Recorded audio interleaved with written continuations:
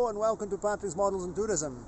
So I'm in Nova Gorica and this is the old Remiza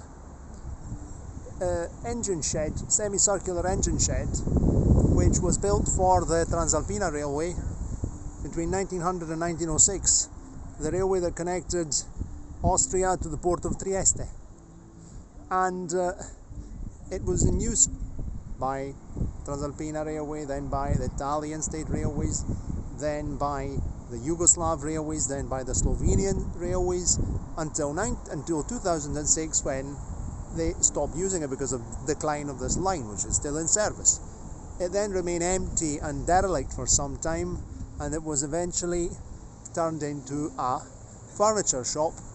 So of course inside you can't appreciate the very interesting architecture, but at least it still exists. So this is one side of it, and right behind me, here we're right in the middle of a shopping centre with all sorts of Mercator, Supernova.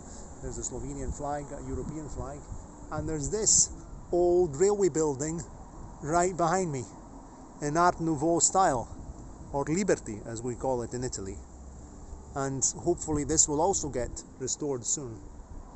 And there's a Supernova shopping centre where there's a spaghetteria paninoteca, so you can have spaghetti and you can have sandwiches and all the usual shops.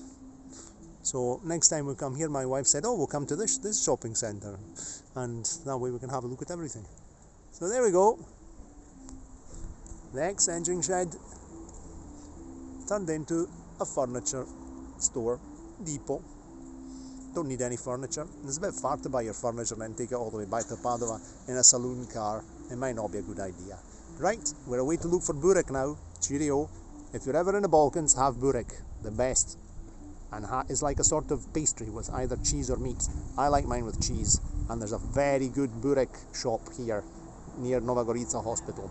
Cheerio, and see you next time. I'm getting hungry. Ciao.